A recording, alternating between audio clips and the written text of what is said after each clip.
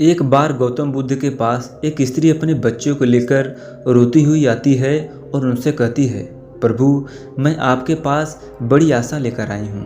मैं जानती हूँ कि आपके लिए सब कुछ संभव है और आप परम ज्ञानी हैं, इसलिए कृपया मेरे मरे हुए बच्चों को जीवित कर दीजिए। मैं आपका ये उपकार कभी नहीं भूलूंगी। उस स्त्री को बुद्ध के पास उन लोगों ने भेजा था जो बुद्ध से ईर्ष्या करते थे। उनका उद्देश्य ये था कि बुद्ध सभी की नज़रों में गिर जाएं। उस स्त्री के पुत्र की मृत्यु सच में हुई थी, परंतु वो नहीं जानती थी कि उसका और उसके मरे हुए बच्चों का इस्तेमाल बुद्ध को नीचा दिखाने के लिए किया जा रहा है। उसे तो बस ये बताया गया था कि बुद्ध सच में उसके पुत्र को जीवित कर सकते हैं। वो स्त्री कहती है कि कहिए ना प्रभु, आप मेरे पुत्र को जीवित कर देंगे। वहाँ उपस्थित सभी लोग बुद्ध के उत्तर का इंतजार कर रहे थे। बुद्ध कहते हैं कि हाँ, मैं तुम्हारे पुत्र को जीवित कर सकता हूँ। बुद्ध की यह बात सुन वहाँ उपस्थित सभी लोग चौकन्ने रह गए और वह स्त्री बहुत प्रसन्न होती है। और फिर बुद्ध कहते हैं कि परंतु तुम्हें एक कार्य करना होगा।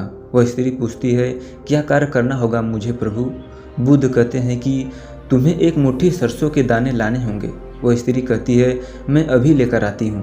बुद्ध कहते हैं, परंतु ध्यान रहे कि दाने ऐसे घर से लाने हैं जिस घर में कभी किसी की मृत्यु न हुई हो। वह स्त्री उसी क्षण सरसों के दाने लेने के लिए अपने गांव में चली जाती है।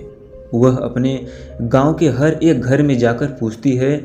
उसे सरसों के दाने तो हर घर में मिल जाते हैं, परंतु उसे कोई ऐसा घर नहीं मिलता है जिसमें आज तक कभी किसी की मृत्यु नहीं हुई हो। फिर वह स्त्री समझ जाती है कि मृत्यु जीवन का एक ऐसा सत्य है जिसे कोई नहीं बदल सकता। वह स्त्री बुद्ध के पास जाती है और कहती है, मैं इस बात को कहीं न कहीं जानती थी, परंतु स्वीकारना नहीं चाहती थी, पर आपने बिना कुछ कहे ही मुझे इस सत्य से अवगत करा दिया। बुद्ध कहते हैं कि जो जन्मा है उसकी मृत्यु निश्चित है और यही प्राकृतिक की नियम है।